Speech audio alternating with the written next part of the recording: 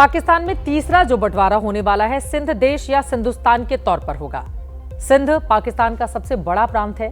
यहाँ की आबादी 5.5 करोड़ है। समंदर से सटे हुए सिंध प्रांत की राजधानी कराची है। सिंध के लोगों को शुरू से शिकायत रही है कि उन्हें पंजाब प्रांत की तुलना में दोयम दर्जे का माना जाता है। पाकिस्तान की सरकार और सेना में जोर पंजाब का ही चलता है। सुविधाएं भी सिंध से काटकर पंजाब पहुंचाई जाती हैं। सिंध के लोग सालों से आंदोलन चला रहे हैं। भारत से तनातनी के बीच पाकिस्तान को तोड़ने और उससे अलग होने का यह आंदोलन अंदर ही अंदर तेज हो चुका है।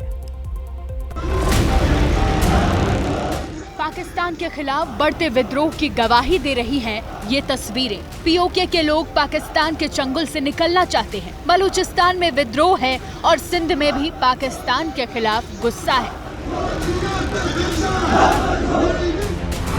भारत ने सिंधु समझौता स्थगित किया। उससे पहले ही पाकिस्तान के सिंध में पानी को लेकर मार मची हुई है। पिछले महीने हजारों की तादाद में लोग अलग अलग इलाकों में प्रदर्शन के लिए सड़कों पर उतरे। नहर निर्माण के खिलाफ आवाज बुलंद की।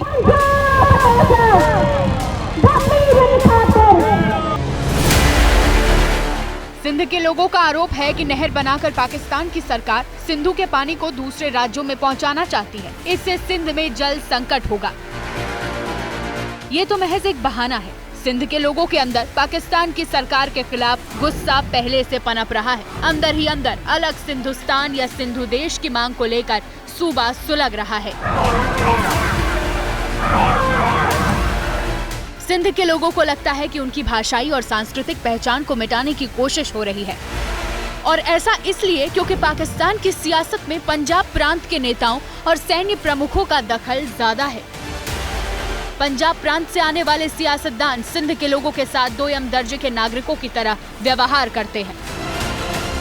माना जाता है कि अलग सिंधु देश की मांग करने वाले लोग बलूच और पश्तूनों के साथ मिलकर पाकिस्तान की हुकूमत के खिलाफ आवाज बुलंद कर रहे हैं।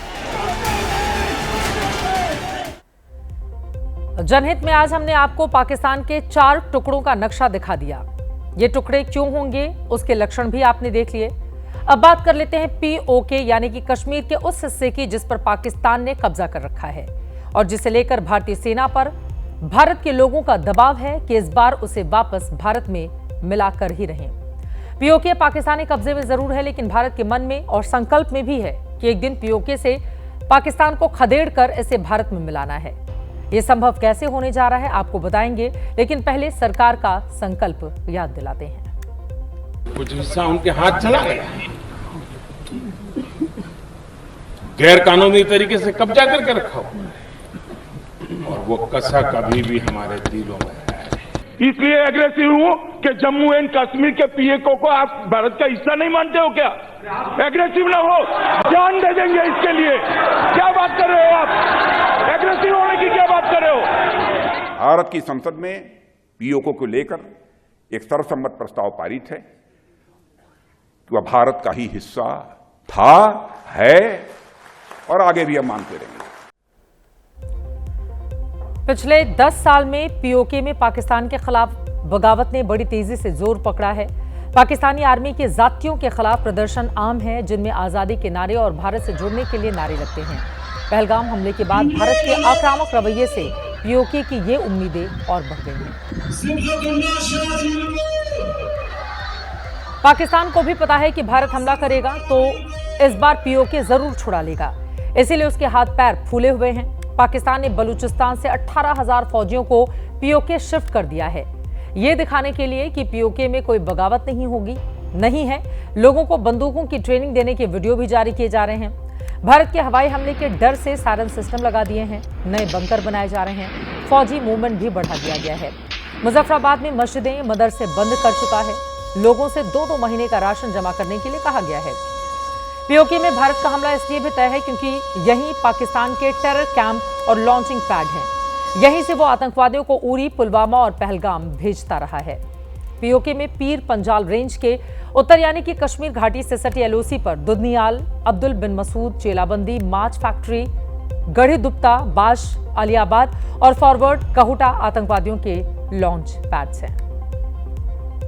वहीं पीओके में पीर पंजाल रेंज के दक्षिण यानी कि जम्मू से सटी एलओसी पर रावलकोट, दुंगी, तातापानी, हजीरा, कोटली, सेंसा, पलनी, निकियाल, पलक, मीरपुर, तागोश, कुंड, कोट कोटेरा, कोहरीटा में लॉन्च पैड्स पता चल चुके हैं।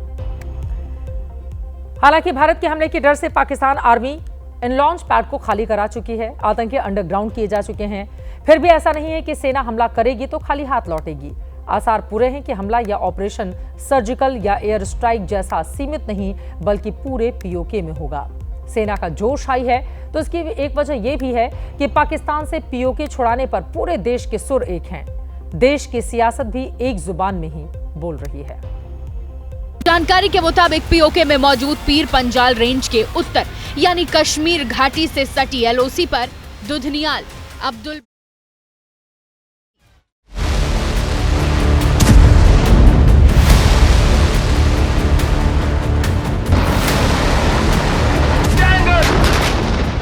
पाकिस्तान ने जो हमारा हिस्सा लिया है कश्मीर का, वो तो हमारा है, उसको तो हम वापस लेंगे।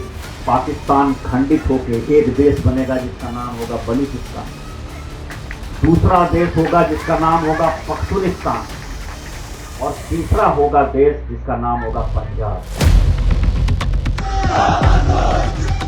इसको 4 भाग में विभक्त यदि माननीय मोदी जी ने नहीं कहा किया इस 2025 में, फिर आप कहिएगा। I think the part we are waiting for is the return of the stolen part of Kashmir, which is on the under illegal Pakistani occupation. When that's done, I assure you, Kashmir solved. अब के बार अगर कुछ action ले रहे तो घर में घुस के बैठ जाना।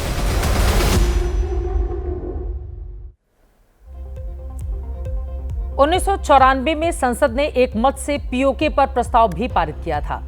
31 साल बाद पीओके पर पूरा देश एक सुर में है। रक्षा मामलों की जानकार भी कह रहे हैं कि भारत के पास अपनी ताकत दिखाने का ये बिल्कुल सही मौका है।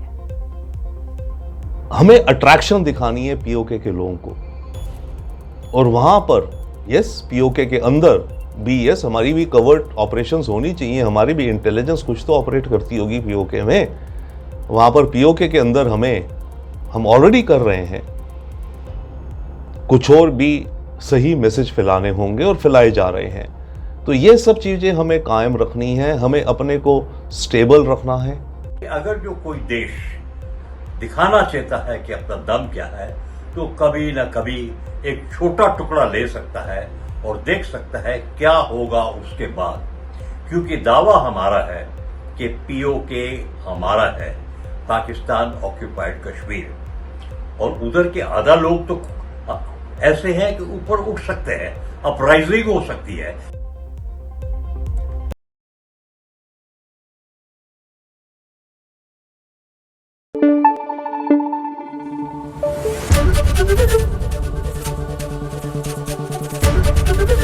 एबीपी न्यूज आपको रखे आगे।